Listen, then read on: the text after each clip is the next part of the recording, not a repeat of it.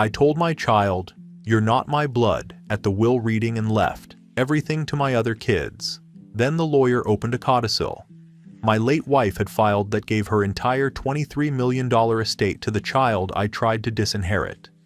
My late wife, Evelyn, passed away 6 months ago after a long illness. We were married for just over 30 years. When we met, she already had a daughter, Rachel, who was 4 at the time. Her biological father was out of the picture entirely. He disappeared before Rachel could even form memories of him, and from what Evelyn told me back then, he had no interest in being involved. I married Evelyn knowing Rachel was not my biological child. I never pretended otherwise, and I never lied to her about it. That point matters to me because a lot of people are now acting like I somehow pulled the rug out from under her later in life. I didn't. From day one, I was clear that I was her mother's husband, not her replacement father. I provided for her materially. I made sure she had a roof over her head, education, stability. But I never called her my daughter, and she never called me dad. That was the arrangement, and in my mind, it was honest. Years later, Evelyn and I had 2 children together. Mark, who is now 38, and Lauren, who is 35. They are my biological children.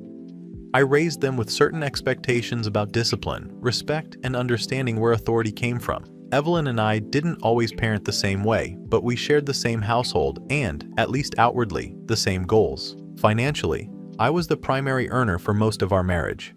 I built a business from the ground up in my late 20s and 30s, sold it in my 40s, and invested carefully after that. The wealth we accumulated wasn't accidental. It was earned, protected, and managed deliberately. Evelyn was very involved in managing investments later on, especially when I stepped back from day-to-day operations. But the foundation of that money came from my work. That's not me minimizing her contributions. It's just the reality of how the assets were created.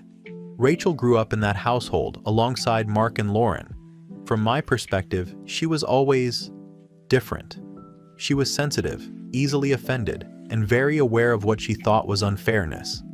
She questioned why Mark and Lauren were disciplined differently, why certain expectations applied to them and not to her, or vice versa. To me, this always felt like resentment. I never hid that Mark and Lauren were my biological children, and I never pretended that biology didn't matter to me. Rachel didn't like that, but I didn't see it as my job to soften reality for her comfort. Evelyn, on the other hand, was very protective of Rachel. She often framed Rachel's reactions as being about insecurity or fear of abandonment. I saw it as entitlement. That difference in perspective caused some friction over the years, but it was never explosive. Evelyn was conflict avoidant. She wanted peace in the household above all else, and I learned early on that pushing certain conversations would only lead to emotional blow-ups that went nowhere. When Evelyn got sick, everything slowed down. It wasn't sudden. It was a long, drawn-out illness that gave us plenty of time to talk about practical matters, including estate planning. We discussed wills, trusts, and how things would be handled when one of us passed. These conversations happened as a family, meaning Mark and Lauren were aware of the broad strokes, and Rachel was present for some of them as well. My understanding from those discussions was that there would be no surprises. Evelyn talked a lot about peace, about not wanting her death to tear the family apart. I took that to mean clarity, structure, and no emotional landmines. After Evelyn died, we scheduled a formal will reading with our estate attorney, Mr. Collins. It wasn't something I wanted to do casually. There's a lot of money involved, and I believe these things should be handled properly, with professionals present, so there's no confusion. The will reading itself started with my will. That was intentional. I wanted everyone to understand my decisions clearly, from me, without gossip or speculation later. My will divided my assets between Mark and Lauren. Businesses, properties, investments, split according to what I believed was fair and appropriate. Rachel was not included. I could feel the tension in the room when that became clear, but no one said anything. Mr. Collins moved on, and before he could continue, I addressed Rachel directly. I didn't yell. I didn't insult her. I said plainly, "You're not my blood. I didn't feel right leaving you anything." I understand now that people think this was cruel, but at the time, I believed it was honest. I wasn't punishing her. I wasn't attacking her.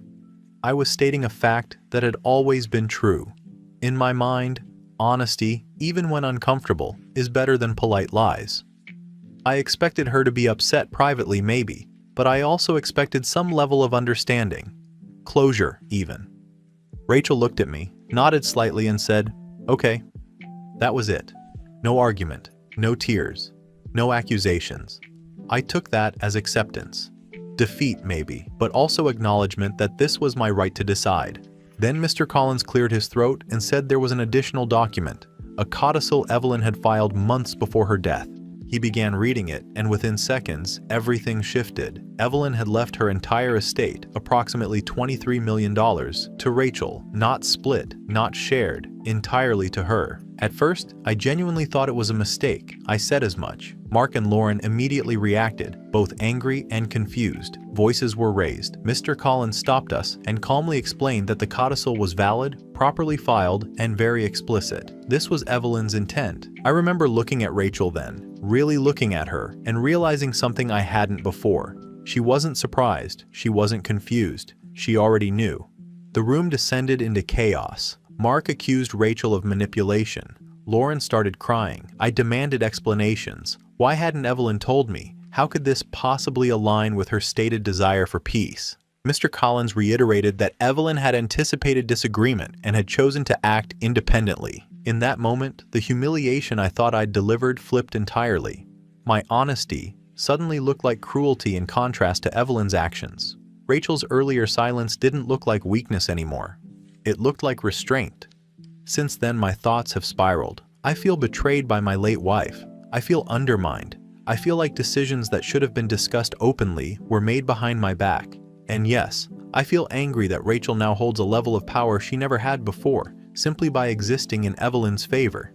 People keep telling me I deserve this, that my words at the will reading were unnecessary, that biology isn't everything, that I humiliated Rachel and got what was coming to me. I don't see it that way. I see a man who told the truth as he understood it and is now being punished for not pretending feelings override facts. So I'm asking here, honestly, if I was straightforward about biology, about where I stand and what I believe, why does everyone think I deserve this outcome? Update 1. I didn't expect to be back this soon, but things escalated faster than I anticipated, and a lot has happened since the will reading. First, the legal side.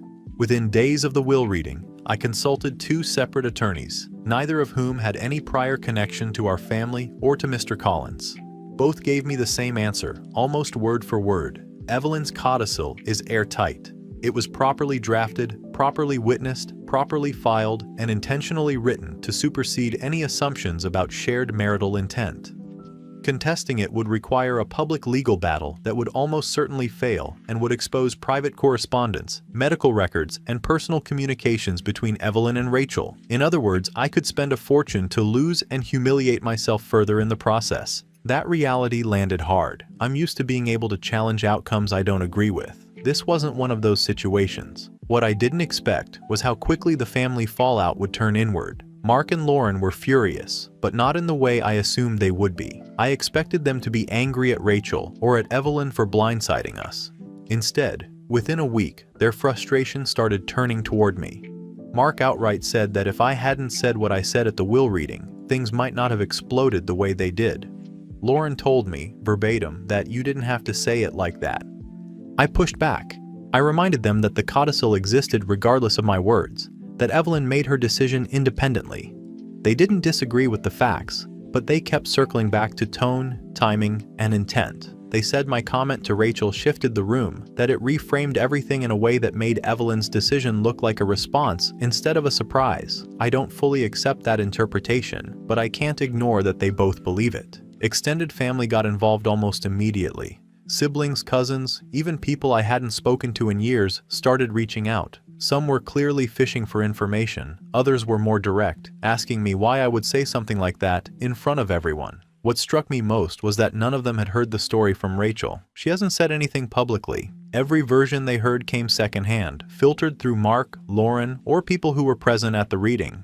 Rachel herself has been completely silent. No calls, no texts, no emails. Any communication goes through her attorney, who is now managing not only the estate, but also all interactions related to it. She declined my request for a private meeting. She declined Mark's attempt to clear the air. She declined Lauren's offer to talk sister to sister. The message, delivered politely but firmly, was that she does not wish to engage outside of legal necessity. That silence has shifted the balance of power more than any argument could have. People keep filling it with their own assumptions, and none of those assumptions favor me. As part of the legal process, certain documents have been referenced, though not fully disclosed. Emails between Evelyn and Mr. Collins, letters Evelyn wrote during the later stages of her illness, notes that explain her reasoning. I haven't read them directly, but summaries have been enough to make one thing painfully clear. Evelyn anticipated my decision. She didn't guess. She didn't hope for the best. She expected it. One phrase in particular has been repeated back to me more than once,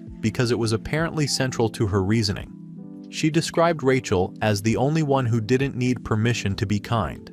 I don't know exactly what she meant by that, and I'm not sure I want to know.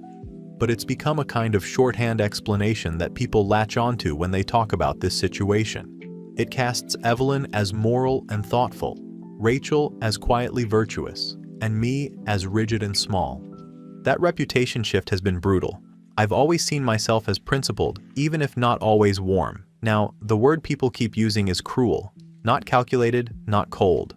Cruel. And the frustrating part is that it has nothing to do with the money. It's entirely about that moment, that sentence, delivered in what I believed was a controlled, honest way. I've tried to defend myself. I've said repeatedly that biology still matters to me, that it always has, and that acknowledging that doesn't make me a monster. I've said that money doesn't change facts, that Evelyn's decision doesn't rewrite reality. When I say these things, I can hear how defensive they sound, but I also don't believe they're untrue. At the same time, cracks are forming in my certainty, not about biology, but about trust.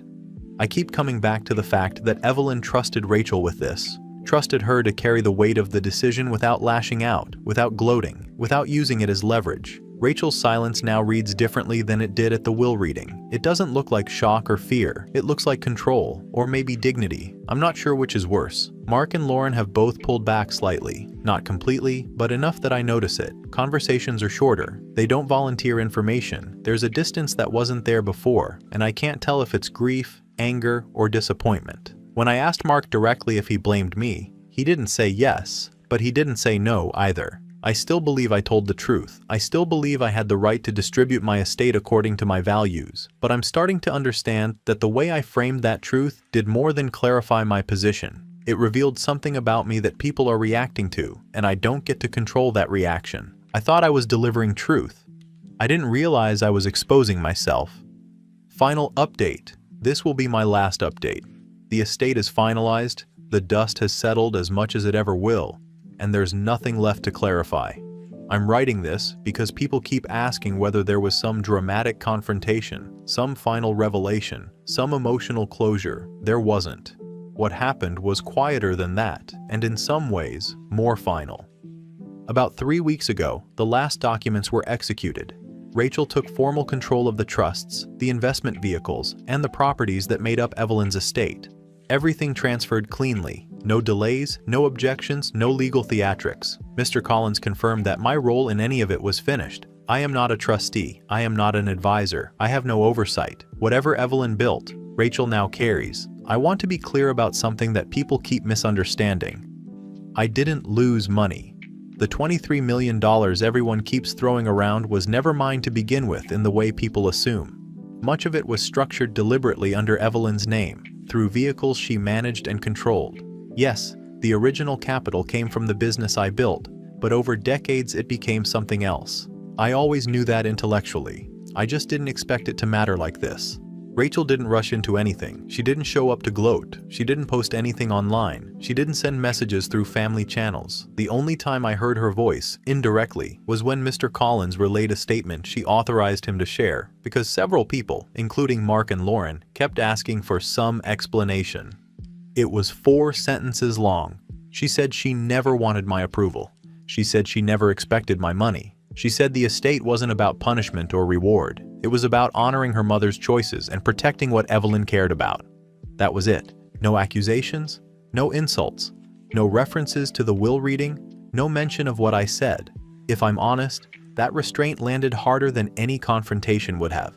It stripped me of the ability to argue back. There was nothing to refute. Mark and Lauren didn't react the way I expected. At first, they were still angry. At Rachel, at Evelyn, at the situation. But as time passed, that anger shifted again. They started asking different questions. Not legal ones, personal ones. They asked me why I felt the need to say what I said out loud.